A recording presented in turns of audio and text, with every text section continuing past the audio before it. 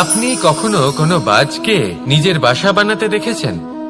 এই বাজ যখনই কোনো বাসা বানায় তখন উঁচু গাছের ডালে বা কোনো পর্বতের শিখরে বাসা বানায়, অনেক উচ্চতায়, আর সেখানে তার সন্তানও জন্মগ্রহণ করে। যখন এই সন্তানেরা জন্মায় তখন এই বাজ খুবই ভালোবেসে এবং খুব সাবধানে এদের পালন পোষণ করে, নিজের ঠোঁট দিয়ে তাদের ঠোঁটে খাবার পরিবেশন করে। কিন্তু যেই সেই সন্তানেরা হৃষ্টপুষ্ট হয়ে যায় এবং সেই কথা বাজ নিজে বুঝতে পেরে যায়, সেই বাজ নিজেই সেই বাসা ছিন্ন ভিন্ন করে দেয়। সেই সন্তান যাদের সবেমাত্র ডানা গজিয়েছে, কিভাবে উড়তে হয় তারা জানে না, সেই সন্তানগুলিকে উচ্চতা থেকে ঠেলে দেয়। সেই সন্তান প্রথমে ভয়ভীত হয়ে যায়। তারা সামনে মৃত্যুকে দেখতে পেয়ে ভয়ের কারণে তাদের ডানা ঝাপটাতে থাকে, আর সেই প্রক্রিয়াতেই সেই সন্তানগুলি উড়তে শুরু করে দেয়। এবার এই ঘটনায় আমরা কি শিক্ষা পেতে পারি?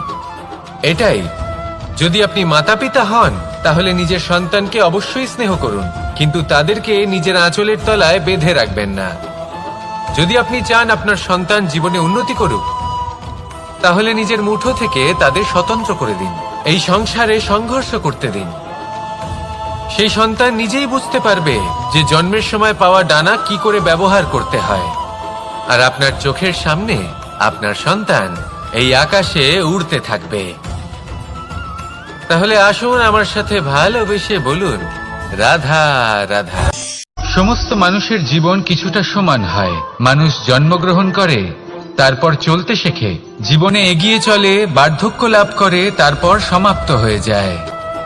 কিন্তু সেই ব্যক্তিরা কারা যারা প্রকৃত অর্থে মনুষ্য জীবন যাপন করেন?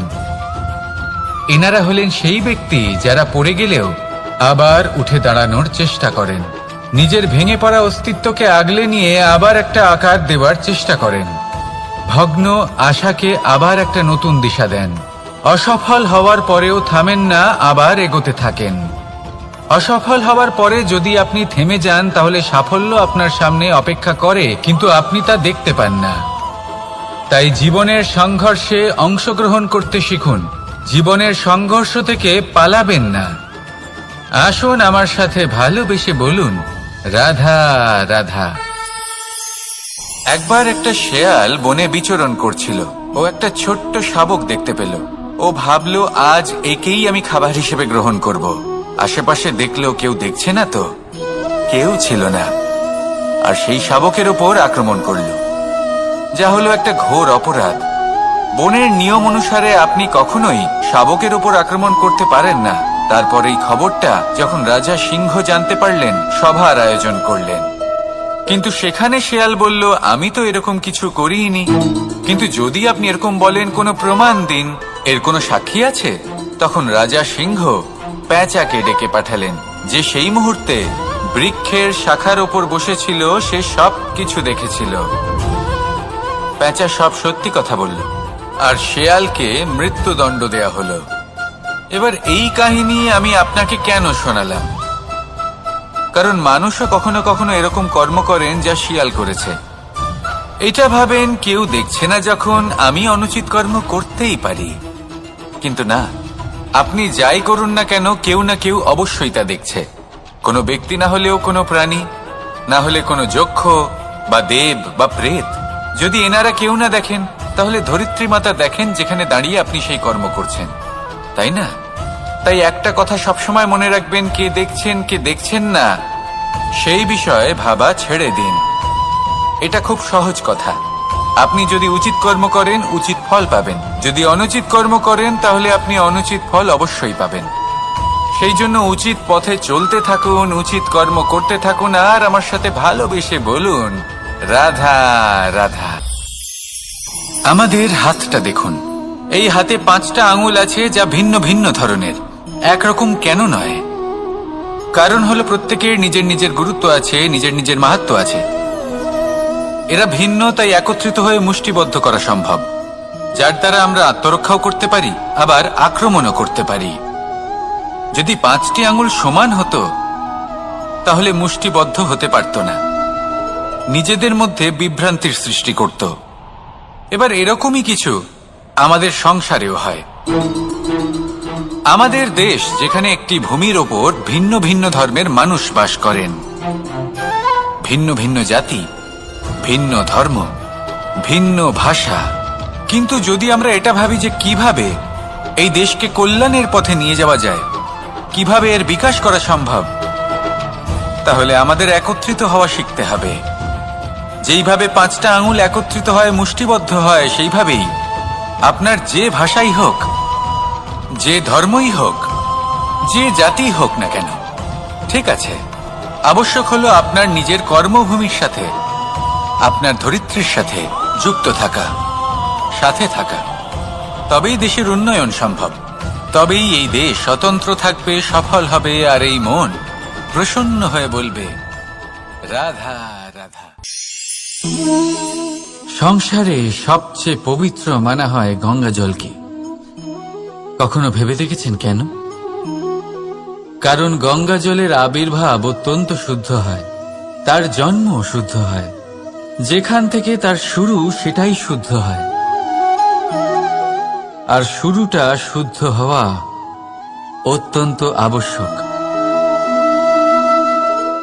আমাদের জীবনে সবই শুরু হয় আমাদের ভাবনা থেকে। নিজের ভাবনাকে শুদ্ধ রাখুন, কারণ এই ভাবনা থেকেই আবির্ভাব হয় শব্দের। আপনার শব্দ না শুদ্ধ হয়, এই সংসারে, এই জীবনে নিজের ভাবনা শুভ রাখলে, শুদ্ধ করলে, আপনার মন সুপ্রসন্ন হয়ে বলবে রাধা রাধা। মানুষ জন্মগ্রহণ করে, তার সাথে ভয়েরও জন্ম হয়। ছোটবেলা থেকেই আমাদের মনে কোনো না কোনো প্রকারের ভয় থেকেই যায়। কেউ এই বিষয়ে ভয় পায় যে তার কোনো বস্তু তার থেকে দূরে চলে যাবে, কেউ এই বিষয়ে ভয় পায় যে আমি নিজেকে হারিয়ে ফেলব, কেউ এই ভেবে ভয় পায় যে আমার প্রিয়জনেরা তারা যেন আমার থেকে দূরে না চলে যায়, কেউ এই ভেবে ভয় পায় যে আমরা যেন পথ না হারিয়ে ফেলি, আদি ইত্যাদি। কিন্তু সত্যি কথা বলতে, ভেবে দেখুন এই ভয় বাস্তবে কি? শুধুই একটা মনস্থিতি, আর কিছুই নয়। যা কিছু আপনি জীবনে পেয়েছেন তা একদিন আপনাকে হারাতে হবে। এই জীবন হলো আপনারই, কিন্তু তাও একদিন সমাপ্ত হবে। তাই ভয় পেয়ে কি লাভ? এই ভয় শুধু আপনাকে জীবন যাপন করা থেকে বাধা দিচ্ছে, আর কিচ্ছু নয়। পথ হারিয়ে ফেললেই বুঝতে পারবেন যে নতুন পথ কিভাবে বানাতে হয়। কিছু মানুষকে জীবন থেকে হারালে তবেই আপনি বুঝবেন যে আপনার আপনজনকে। এই ভয়ের কারণে ভীত হয়ে থাকবেন না। এই তারা নক্ষত্র অন্ধকারের অভাবে গুরুত্ব হারায়। শিবকেও মহাদেব হওয়ার জন্য বিষ পান করতে হয়েছিল। প্রত্যেক পরিস্থিতি, প্রত্যেক সাফল্য আপনার পরীক্ষা নেবে, তাতে উত্তীর্ণ হওয়া হলো আপনার কর্ম। যখনই আপনি ভয় পাবেন বা সংকটের সম্মুখীন হবেন, তখন সাহসের সাথে তার সম্মুখীন হন। মনে রাখবেন, যে সম্মুখীন হতে জানে, সাফল্য তার সাথে সবসময় থাকে। আসুন আর আমার সাথে ভালোবেসে বলুন রাধা রাধা। যদি আমি আমার চোখ বেঁধে কোনো একটা নির্দিষ্ট দিকে নিজের সমস্ত শক্তি প্রয়োগ করে ছুটে যাই, তাহলে কি হবে? আমি কোথাও ধাক্কা খেতে পারি, নিজের ক্ষতি করতে পারি, কোথাও পড়ে যেতে পারি, তাই না? অর্থাৎ এটা নিশ্চিত এই কাজ আমার করা উচিত নয়। কিন্তু আজকের দিনে প্রত্যেকটা মানুষ এই কাজই করছেন, তাই না? কোনো কাজ করার পূর্বে সেই কাজের বিষয়ে সম্পূর্ণ তথ্য কোথায় সংগ্রহ করছেন? শুধু এটুকু জানেন যে এই কাজটা করলে কত ধন অর্জন করবেন আর কত নাম হবে, আর ব্যাস সামনে এগিয়ে যান। এটা উচিত নয়। পূর্ণরূপে যে কোনো কাজ করার আগেই সেই কাজের বিশ্লেষণ করে নেওয়া উচিত, তা বুঝে নেওয়া উচিত, এবং সেই বিষয়ে অবশ্যই খেয়াল রাখা উচিত যে আপনার শরীর এবং আপনার মন এই কাজ করার জন্য কি প্রস্তুত রয়েছে। যদি তা না হয়, তাহলে প্রথমে নিজেকে শুধরে নিন, তারপরে সেই কাজ করুন। যদি এইভাবে জীবনে সামনে এগোন, তাহলে সাফল্যের সম্ভাবনা জীবনে অনেক বেশি বেড়ে যাবে। তাহলে এটাই করুন, আর আমার সাথে ভালোবেসে বলুন রাধা রাধা। এই সংসারে সাফল্য লাভ করার জন্য জ্ঞানের প্রয়োজন হয়, পরিশ্রমের প্রয়োজন হয়, দৃঢ় নিষ্ঠার প্রয়োজন হয়, নিরন্তর চেষ্টা করা প্রয়োজনীয়। কিন্তু আরো কিছু আছে যা অত্যন্ত প্রয়োজনীয় এবং গুরুত্বপূর্ণ। তা হলো ভালো বন্ধু। তাদের থাকা অত্যন্ত প্রয়োজনীয়। যদি ভালো বন্ধু থাকে তাহলে সময় এলে তারা ঢাল হয়ে আপনাকে সুরক্ষা করবেন। সময় এলে অস্ত্রের মতো শত্রুকে সংহারও করবেন। যদি তিনি জ্ঞানী হন, তাদের মধ্যে সদ্গুণ থাকে, তাহলে এই সব গুণ আপনার মধ্যেও প্রবেশ করবে। তাহলে সাফল্যের জন্য ভালো বন্ধু পাওয়া অত্যন্ত প্রয়োজনীয়। কিন্তু শুধু বন্ধু কেন, ভালো শত্রুও থাকা প্রয়োজনীয়। এবার আপনি ভাববেন, এ আমি কি বললাম? যদি আপনার জীবনেও ভালো অর্থাৎ শক্তিশালী শত্রু থাকে, তাহলে আপনিও শক্তিশালী হতে থাকবেন। এই শত্রু আপনাকে প্রেরিত করবে আরো বেশি শক্তিশালী হয়ে ওঠার। কখনো কোনো হরিণকে দেখুন, তীব্র গতিতে দৌড়তে থাকে। কেন তীব্র গতিতে দৌড়য়? এই কারণে নয় যে কোথাও তার জন্য মধুর ঘাস অপেক্ষা করে রয়েছে, না। সে এই কারণে তীব্র গতিতে দৌড়য় কারণ সেটা না করলে তার পেছনে একটি সিংহ আছে যে ওকে নিজের ভোজন করে ফেলবে। তাই জীবনে বিপদ, সংকট, এই সবকিছুও হলো অত্যন্ত গুরুত্বপূর্ণ। তার সম্মুখীন হতে শিখুন আর আমার সাথে ভালোবেসে বলুন, রাধা রাধা রাধা।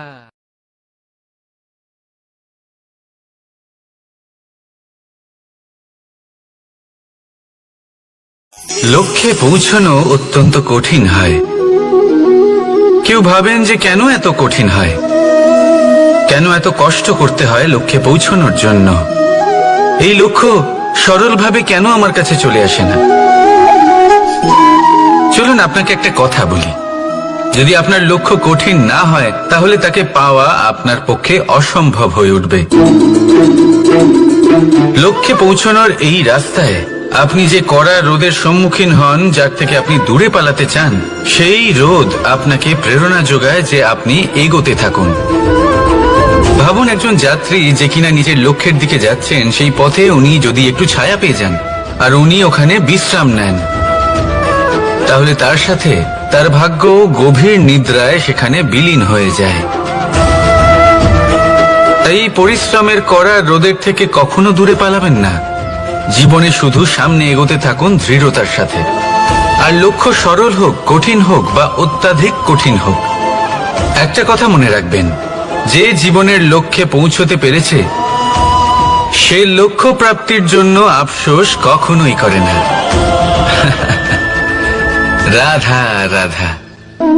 ধৈর্য, এই ধৈর্য কি কোনো গুণ, কোনো অনুভূতি, কোনো দৃষ্টিভঙ্গি? আমার জন্য ধৈর্য এক বাহন। আপনি হয়তো ভাবছেন, এই কেমন বাহন? বাহন তো ঘোড়া হতে পারে, হাতি হতে পারে, উটও হতে পারে, কিন্তু ধৈর্যকে বাহন বানানো মানে? চলুন আপনাকে একটা কথা বোঝাই।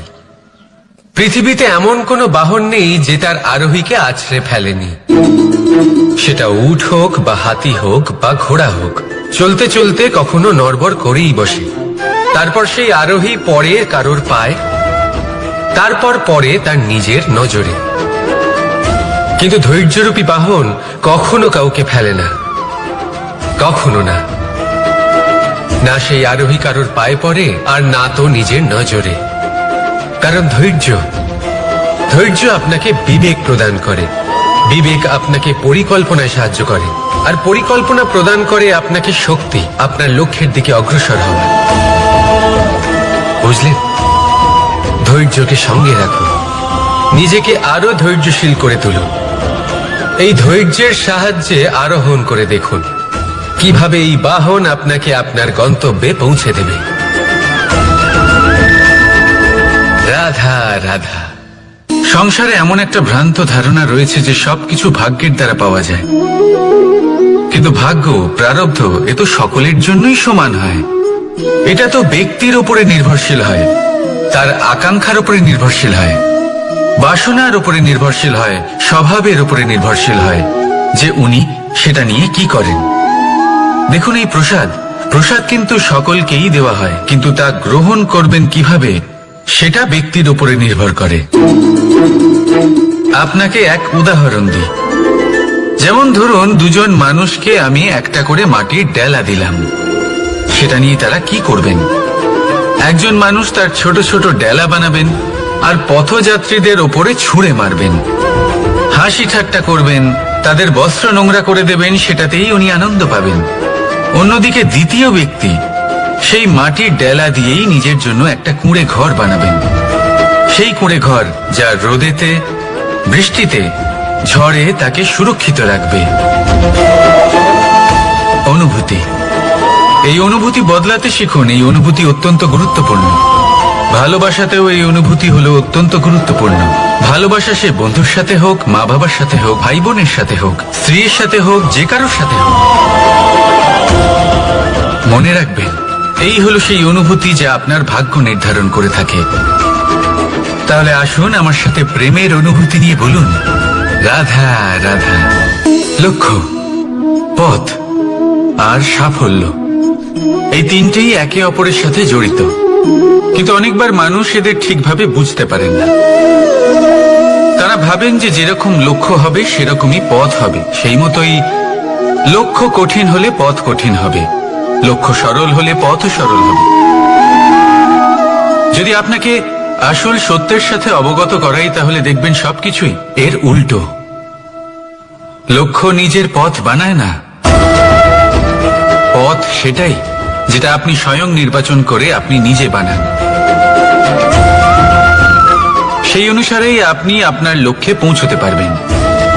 সেই জন্য জীবনে যখনই লক্ষ্যে পৌঁছানোর পথের বিষয়ে আপনি কোনো সিদ্ধান্ত নেবেন, তাহলে তা ভেবে চিন্তে নেবেন, কারণ এই পথ অত্যন্ত গুরুত্বপূর্ণ। পথ যদি শুভ হয়, তাহলে লক্ষ্য আপনা থেকেই শুভ হয়ে যায়। তাহলে আসুন আমার সাথে ভালোবেসে বলুন, রাধা রাধা।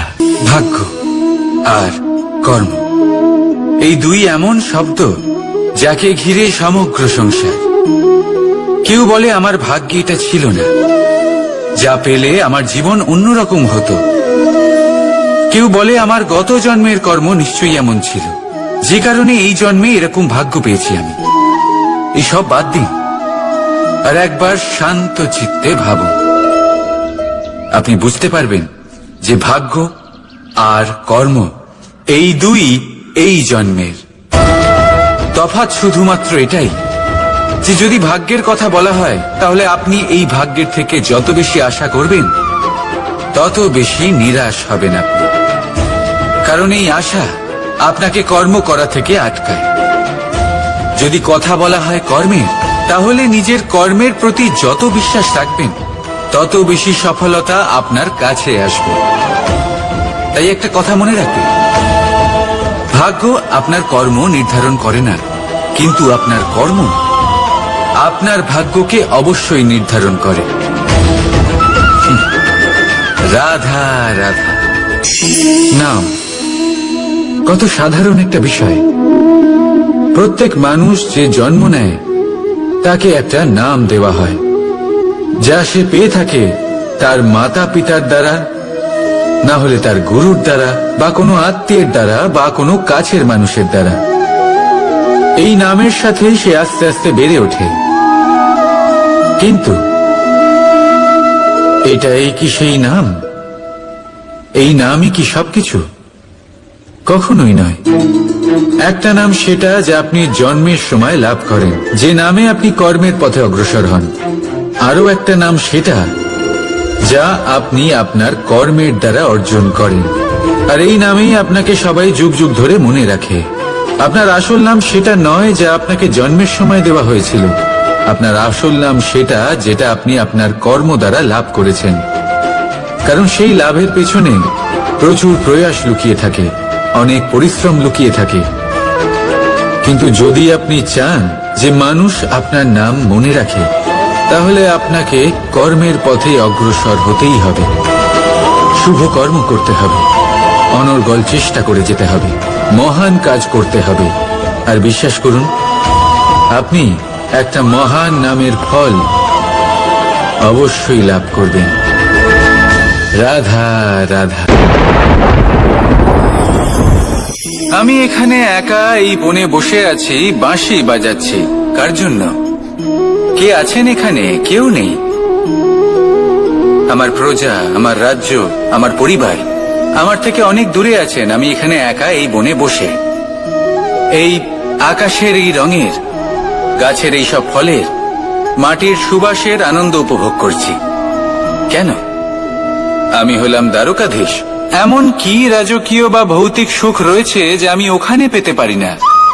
সবকিছুই পেতে পারি, তাও এখানে বনে একা বসে আছি। কোন সুখ খুঁজে চলেছি? একা থাকার সুখ।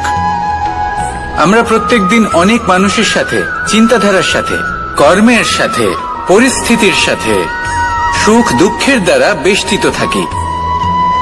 জীবনের এই চক্রে আমরা জড়িয়ে পড়তে থাকি। যতই আমরা এই সমস্যার সমাধান করি, আমরা ততই এতে জড়িয়ে পড়ি। আমরা এতটাই জড়িয়ে পড়ি যে যখন আমরা আয়নায় নিজেদের দেখি, তখন আমরা নিজেদের চিনতেই পারি না।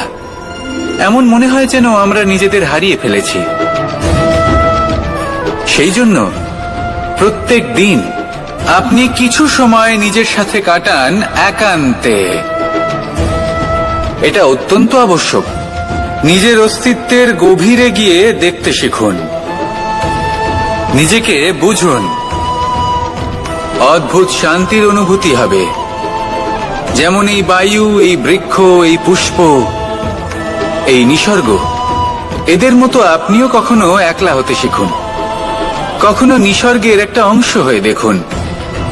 এই মন প্রসন্ন হয়ে বলবে রাধা। একবার একটা শেয়াল বনে বিচরণ করছিল। ও একটা ছোট্ট শাবক দেখতে পেল। ও ভাবলো আজ একেই আমি খাবার হিসেবে গ্রহণ করব। আশেপাশে দেখলো কেউ দেখছে না তো, কেউ ছিল না। আর সেই শাবকের ওপর আক্রমণ করল, যা হলো একটা ঘোর অপরাধ। বনের নিয়ম অনুসারে আপনি কখনোই শাবকের ওপর আক্রমণ করতে পারেন না। তারপর এই খবরটা যখন রাজা সিংহ জানতে পারলেন, সভার আয়োজন করলেন। কিন্তু সেখানে শেয়াল বলল, আমি তো এরকম কিছু করিনি। কিন্তু যদি আপনি এরকম বলেন, কোনো প্রমাণ দিন, এর কোনো সাক্ষী আছে? তখন রাজা সিংহ পেঁচাকে ডেকে পাঠালেন, যে সেই মুহূর্তে বৃক্ষের শাখার ওপর বসেছিল। সে সব কিছু দেখেছিল। পেঁচা সব সত্যি কথা বলল, আর শেয়ালকে মৃত্যুদণ্ড দেয়া হলো। এবার এই কাহিনী আমি আপনাকে কেন শোনালাম? কারণ মানুষও কখনো কখনো এরকম কর্ম করেন যা শিয়াল করেছে। এটা ভাবেন কেউ দেখছে না, যখন আমি অনুচিত কর্ম করতেই পারি। কিন্তু না, আপনি যাই করুন না কেন, কেউ না কেউ অবশ্যই তা দেখছে। কোনো ব্যক্তি না হলেও কোনো প্রাণী, না হলে কোনো যক্ষ বা দেব বা প্রেত। যদি এনারা কেউ না দেখেন, তাহলে ধরিত্রী মাতা দেখেন, যেখানে দাঁড়িয়ে আপনি সেই কর্ম করছেন, তাই না? তাই একটা কথা সবসময় মনে রাখবেন, কে দেখছেন কে দেখছেন না সেই বিষয়ে ভাবা ছেড়ে দিন।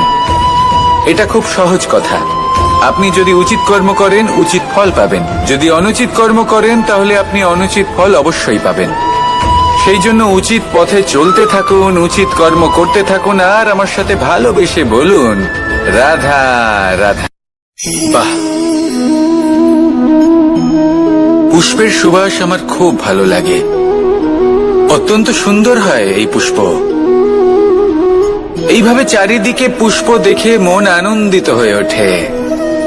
এবার আপনারা ভেবে দেখুন, আমার চারিদিকে পুষ্প নয়, আগুন আছে। তাহলে কি হবে? আমার শরীর কি জ্বলে যাবে না? অবশ্যই জ্বলবে। শরীরকে কি আগুনের তাপ সহ্য করতে হবে না? অবশ্যই সহ্য করতে হবে। এটাই হলো প্রকৃতির নিয়ম। এই নিয়ম কিন্তু আমরা সবাই জানি, কিন্তু আমাদের মধ্যে বেশিরভাগ মানুষ এই বিভ্রান্তি নিয়ে বাঁচি যে এই যে প্রকৃতির নিয়ম, তা আমার ওপর প্রযোজ্য নয়। তা কিন্তু নয়। আমাদের চতুর্দিকে এই যে নিসর্গ রয়েছে, আমরা তার কতটা ক্ষতি করি সেটা একবার ভেবে দেখুন।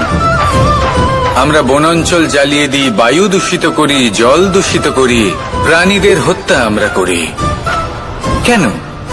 এই নিসর্গ আমরা নষ্ট করি, যদিও আমরা জানি যে আমরাও হলাম এই নিসর্গেরই অংশ। এবার দেখুন, শরীরের কোনো অংশে যদি আগুন ধরান, আস্তে আস্তে সমস্ত শরীরও জ্বলে যাবে। সেইভাবেই নিসর্গ যদি নষ্ট হয়ে যায়, তাহলে মনুষ্য জাতিও নষ্ট হয়ে যাবে। তাই এই যে নিসর্গ আপনি দেখছেন, এই পুষ্প, এই বৃক্ষ, বায়ু, জল, এদের সকলকে রক্ষা করুন, নষ্ট নয়। মনে রাখবেন, যদি নিসর্গ থাকে মানুষ থাকবে, যদি নিসর্গ থাকে তাহলেই জীবন থাকবে। আসুন আমার সাথে ভালোবেসে বলুন, রাধা রাধা। কারই না পছন্দ বলুন তো? অত্যন্ত সুস্বাদু হয় এই মধু, মিষ্টি খেতে হয় এবং তা শক্তিও প্রদান করে। এবং প্রত্যেকটি মিষ্টি পদার্থের মতোই এতেও খুব তাড়াতাড়ি পিঁপড়ে ধরে যায়। অন্যদিকে যদি নুনকে দেখি, তাহলে বছরের পর বছর রাখলেও এতে পিঁপড়ে ধরে না। এবার যদি কথা বলি বন্ধুত্বের, তাহলে বন্ধুত্ব নুনের মতো হওয়া উচিত, মধুর মতো নয়। যারা সামনে এলে শুধুমাত্র মধুর মধুর কথা বলবে, পরে এতে পিঁপড়ে ধরে যাবে, এটা নুনের মতো হওয়া উচিত। প্রকৃত বন্ধু হলো সে, যে সময় এলে পরে আপনার সামনে আপনার প্রকৃত সত্য তুলে ধরবে, তা সে যতই কঠিন হোক না কেন। আপনার দোষ, আপনার অপগুণ, আপনার খামতি আপনাকে বলতে পারবে, যাতে আপনি সেগুলো শুনে মেনে নিয়ে তারপর নিজেকে শুধরোতে পারেন। এটাই হলো প্রকৃত বন্ধুত্ব। কখনো নিজের জীবনের আশেপাশে মন দিয়ে দেখবেন, অনেক সময় এমন মানুষ থাকেন, অনেক বন্ধু থাকেন, যাদের দেখে আমাদের মনে হয় যে এনারা খুব কঠোর, এনাদের কথা খুব কটু। কিন্তু বেশিরভাগ এমন মানুষের মনটা যদি বুঝতে পারেন, তাহলে দেখবেন তাতে কোনো মালিন্য নেই, এনাদের মন অত্যন্ত পবিত্র হয়। যদি আপনার জীবনেও এমন কোনো ব্যক্তি থেকে থাকে, এমন বন্ধু থাকে, তাহলে তাদের আগলে রাখুন আর আমার সাথে ভালোবেসে বলুন, রাধা রাধা। যতক্ষণ আমরা এই সংসারে জীবিত, ততক্ষণ আমাদের সাথে সবকিছু থাকে, আমাদের ধন, সুখ স্বাচ্ছন্দ্য, আমাদের মিত্রগণ, আমাদের পরিবার, এই সমাজ, এই সবকিছু আমাদের সাথে থাকে। যেদিন আমরা এই সংসারকে ত্যাগ করব, এদের মধ্যে কেউ আমাদের সাথে যাবে না, না ধন, না স্বাচ্ছন্দ্য, না সম্পত্তি। এই সকল মানুষ, এই সমাজ, এরা শুধুমাত্রই শ্মশান পর্যন্ত আমাদের সাথে থাকতে পারবেন। তারপরে যদি আমাদের সাথে কিছু যেতে পারে, তাহলে তা শুধুই আমাদের ধর্ম। আর এই সংসারে আমরা নিজেদের যে সুনাম রেখে যাই, সেটা সম্ভব শুধুমাত্র কর্মের দ্বারা। সেই জন্য সংসারে যতদিন পর্যন্ত জীবিত আছেন, যদি কিছু অর্জন করতে চান, তাহলে ধর্ম অর্জন করুন, ধর্মের বিষয়ে স্পষ্টতা অর্জন করুন এবং কর্ম অর্জন করুন। এটাই হবে আপনার অতীত এবং এটাই হবে আপনার ভবিষ্যৎ, এবং এটাই সকলকে প্রেরণা প্রদান করবে। আসুন আমার সাথে ভালোবেসে বলুন, রাধা রাধা। কোনো যাত্রায় যাব বলে মনে করি, তখনই আমরা প্রস্তুত থাকি আসন্ন বিপদের জন্য বা সংকটের জন্য। যেমন যদি আমাদের মনে হয় যে আজকের পরিবেশ খুব ঠান্ডা হবে, তাহলে আমরা গরম বস্ত্র ধারণ করি বা সেটাকে সাথে নিয়ে যাই। যদি মনে হয় যে বৃষ্টি হতে পারে বা বৃষ্টি হয়ে চলেছে, আমরা দেখছি, তাহলে আমরা একটা ছাতা সাথে নিয়ে নিই। আমরা প্রস্তুত থাকতে চাই এবং এটাই উচিত, এবং সেই কারণেই আমরা যাত্রায় সাফল্য লাভ করি। কিন্তু যদি আমরা কথা বলি জীবনযাত্রা নিয়ে, যা কিনা সব থেকে বেশি গুরুত্বপূর্ণ, তাহলে তার জন্য আমরা পূর্ণরূপে প্রস্তুত থাকি না। আশেপাশের মানুষ, এই সমাজ, আমাদের সাথী, আমাদের মিত্ররা যে কোনো মুহূর্তে বদলে যেতে পারেন। সেই জন্য আমরা নিজেদেরকে কখনো সাবধান করি না, কখনোই নিজেদের প্রস্তুত করি না। আমাদের এটা কখনোই মনে হয় না যে এরকম হতে পারে, আর সেই কারণেই শেষে গিয়ে আমরা অত্যন্ত দুঃখ পাই। একটা অমূল্য শিক্ষা আছে যেটা আমাদের লাভ করা উচিত, সতর্ক থাকা উচিত। এই জীবনযাত্রার জন্য শুধুমাত্র এই পরিবেশের বিষয়ে তথ্য সংগ্রহ করা বা তাকে অনুমান করা, এটুকু হলেই চলবে না। আমাদের আশেপাশের মানুষজনকে দেখতে হবে, তাদের স্বভাব, পরিস্থিতির ওপর নজর রাখতে হবে। যখন তারা রং পাল্টাচ্ছেন, নজর রাখতে হবে, তা অত্যন্ত আবশ্যক। পরিবর্তন আপনার জীবনে অবশ্যম্ভাবী, সঠিকভাবে তার সম্মুখীন হন। আসুন আমার সাথে ভালোবেসে বলুন, রাধা। এই সংসারের সব থেকে বড় সুখ কি? কেউ বলবেন নিজের লক্ষ্য প্রাপ্ত করা, কেউ বলবেন ধন উপার্জন করা, কেউ বলবেন নিদ্রাই সব থেকে বড় সুখ, কেউ বলবেন রাজ্য লাভ করা, আবার কেউ বলবেন মাতার হাত থেকে খাবার খাওয়া, আদি ইত্যাদি। কিন্তু যদি সত্যি কথা বলি, এই সংসারের সব থেকে বড় সুখ হল সেবা করা। কখনো কাউকে সেবা করে দেখুন। এই সেবা দ্বারা অন্য কোনো মানুষের আশীর্বাদ লাভ করাতেই সুখ রয়েছে। আপনার সেবা ভাব দ্বারা যখন কোনো মানুষ নিজের অন্তরাত্মা থেকে আপনাকে আশীর্বাদ করে, তার থেকে বড় সুখ আর কিছুই নেই। কারণ প্রত্যেক মানুষের মধ্যে ঈশ্বর বাস করেন। নরের সেবাই হল নারায়ণের সেবা। নিষ্কাম সেবা করাই হল সব থেকে বড় সুখ। তাই নিজের অন্তরে সেবার এই ভাব জাগ্রত করুন। যে সুখের কথা আমি বলছি, সেই সুখ অনুভব করেই দেখুন। এই মন সুপ্রসন্ন হয়ে বলবে, রাধা রাধা। বাহ, পুষ্পের সুবাস আমার খুব ভালো লাগে। অত্যন্ত সুন্দর হয় এই পুষ্প। এইভাবে চারিদিকে পুষ্প দেখে মন আনন্দিত হয়ে ওঠে। এবার আপনারা ভেবে দেখুন, আমার চারিদিকে পুষ্প নয়, আগুন আছে। তাহলে কি হবে? আমার শরীর কি জ্বলে যাবে না? অবশ্যই জ্বলবে। শরীরকে কি আগুনের তাপ সহ্য করতে হবে না? অবশ্যই সহ্য করতে হবে। এটাই হলো প্রকৃতির নিয়ম। এই নিয়ম কিন্তু আমরা সবাই জানি, কিন্তু আমাদের মধ্যে বেশিরভাগ মানুষ এই বিভ্রান্তি নিয়ে বাঁচি যে এই যে প্রকৃতির নিয়ম, তা আমার ওপর প্রযোজ্য নয়। তা কিন্তু নয়। আমাদের চতুর্দিকে এই যে নিসর্গ রয়েছে, আমরা তার কতটা ক্ষতি করি সেটা একবার ভেবে দেখুন। আমরা বনাঞ্চল জ্বালিয়ে দিই, বায়ু দূষিত করি, জল দূষিত করি, প্রাণীদের হত্যা আমরা করি। কেন? এই নিসর্গ আমরা নষ্ট করি, যদিও আমরা জানি যে আমরাও হলাম এই নিসর্গেরই অংশ। এবার দেখুন, শরীরের কোনো অংশে যদি আগুন ধরান, আস্তে আস্তে সমস্ত শরীরও জ্বলে যাবে। সেইভাবেই নিসর্গ যদি নষ্ট হয়ে যায়, তাহলে মনুষ্য জাতিও নষ্ট হয়ে যাবে।